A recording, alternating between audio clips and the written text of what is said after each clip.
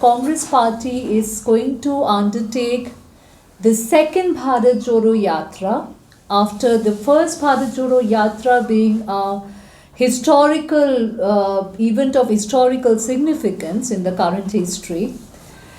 Our second Bharat Jodo Yatra is called Bharat Jodo Nyay Yatra, and the tagline is Nyay ka hak milne tak. It is going to be a fight for justice, a fight for equality, a fight where we will have a commitment till such time that we achieve our goals. The objective of this press interaction, of this media interaction, is to tell you the objective of this yatra, what exactly are we fighting for, and to tell you about the route of this yatra, what the plans are, and to inform the common citizen of this country as how they can participate in this yatra, how they can support this yatra either digitally or by being a part of this particular journey. Now, in this yatra, we are talking about fighting for justice. When we speak of justice, we speak of three forms of justice: economic justice, social justice, and political justice. So when we talk about fighting for equal rights or equality in economic justice, what exactly do we mean? As you all know, my friends in media, that our unemployment rate has been quite high. Yes, there could have been many reasons related to COVID, related to pandemic, but even before the COVID had set in, the unemployment rate in India was a 45-year high unemployment rate. Even today when we speak, if you take the average data across the current years, you will see the rural unemployment rate and the urban unemployment rate hovering around 6 to 7% consistently. There had been a couple of better months, but in most of the cases we see very high unemployment rate. In the financial year 2022 till 2023, we saw around 11,000 small to medium-sized enterprises shutting down in India. Now, we all know the SME sectors actually generate a lot of jobs. It's just not the corporate and the big business houses that generates jobs, but it's the SME sectors that has been the backbone of India's economy and has been generating jobs for our youth. But we see 11,000 SMEs shutting down only in one financial year. Now, this is a matter of grave concern. And this data, my friends, I'm quoting from government sources, from government-related data. These are available in government websites. However, the government is not doing enough. When we are talking about what are you doing to support the SME sector, in terms of giving them more credit, in terms of giving them better bank loans, in terms of giving them more access to technology and to infrastructure, how are we supporting the SME sector to support the job growth? We do not get any specific, any well-defined answer. Similarly, when we talk about economic inequality, we see as how crony capitalists are getting away, and many of the business houses' loans are getting waived off by the central ruling dispensation. However, we see as how the farmers are struggling because their loans are not getting waived off. We see that in terms of farmers, in terms of unemployment rate, in terms of inflation rate, again, my friends, is hovering around 6%, which is obviously very, very high as per the Reserve Bank of India data. Now, the unemployment rate, it is stated that the unemployment rate among the youth, if you look at the graduates who are under 25, and again, it's a government data, the unemployment rate is 42%. That's extremely high. If you take the World Bank report from 2022-2023, the youth unemployment rate, the overall youth unemployment rate was around 22.2%, which is higher than that stated by some of our neighboring countries. So if we do not talk about unemployment and price rise, we have seen the kind of price rise we have seen in LPG gas cylinders, in fuel, in petrol, in diesel, then we are failing as the principal opposition party in this country because we are not talking about people's concerns. We are not talking about youth's concern.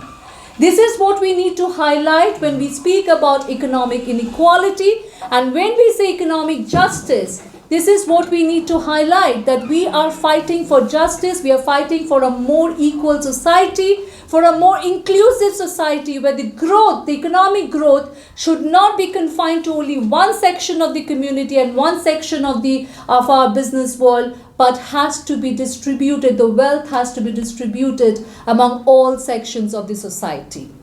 Second, we talk about social justice or social equality. Now, we all know that in society, when we look at different groups of people, for example, when we talk about gender equality, we all saw what happened to the women wrestlers who went on protesting against the BJP MP Brij Bhushan Singh.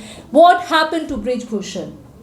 We all saw in cases where there had been a rape accused or even in cases where there had been a conviction, where the accused has got something to do with the ruling party, be it a BJP MLA or be it a BJP MP, there had been a strange sense of arrogance.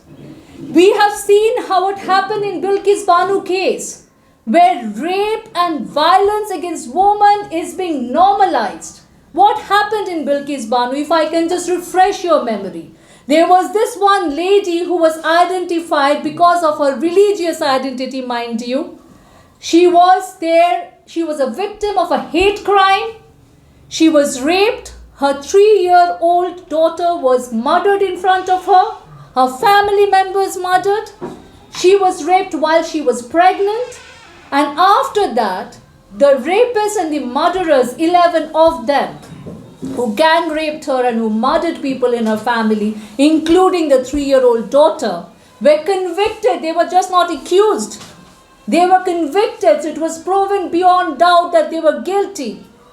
And despite that, the Gujarat government believed that their life sentence can be reduced and they can be set free. And what followed was even more shameful. They were garlanded and they were welcomed back into the society. It took the Supreme Court to intervene and say that it is not acceptable. Ladies and gentlemen, it's about time that each one of you, irrespective of which party you support, you need to stand up and say, is this the India that we really want? Is this the India that we really want to build? Is this the nation that we dreamt of building once? Now, when we talk about social justice and social equality and gender equality, it is this kind of equality we are trying to address. We are not going to accept another Bilkis Banu and another Bilkis Banu verdict where people, the rapists and the murderers, get accepted back and garlanded back as if it was some kind of a hero welcoming back happening in the society. That is not the kind of society that we want to build. Similarly, we saw what's happening in Haryana, where we have women who are protesting and how their voices are not being heard. This is only about one section of the society. When we talk about social justice and social equality, we are also talking about the marginalized sections. I know our leader Rahul Gandhi ji had been talking about caste census. So we are talking about getting the right data. In order to build a fair society, it is very important to give equal representation to all sections of the society. Now in 2021, we were supposed to have a census which never happened. And it's 2024 and COVID is long gone, and still even in 2024, we do not know when the next census is going to happen. So, for example, when we talk about the SC, ST and OBC and other backward caste, we do not know how many of them are actually there in different government institutions. We have no way, because we haven't captured the data. In order to come up with any policy, the first step has to be data collation. Only when you have the right data, you can do some data analytics and you can form some policies. But our central government is not even taking the first step. So when we talk about having a more fair and more equal society, we want to figure out a way by which we can have a caste census and we can devise a policy by which we can ensure equal representation of all sections. Lastly, when we talk about social justice, we have to mention about the minority section. Is it not a fact that the minority, the religious minority sections always live in India with a sense of fear? Is it not a fact that we need to do something to address a sense of fear, because India happens to be a secular nation that belongs to each and every single Indian equally living in this country? That is what Indian National Congress has always believed in. That is what each one of us has always believed in terms of believing in the idea of India. And it's about time that we fight for that social harmony and social equality and social justice. Finally, political equality or political justice. My dear friends, we all know as how institutes are getting bulldozed and are being used by a very autocratic central government who believes in over-centralization of power. So be it the usage of ED, CBI, income tax, how come 95% of the cases are targeted against opposition leaders alone? How come a Hemant Vishwa Sharma, Shubhendu Adhikari, Narayan Rane, Ajit Pawar, and the list is never ending.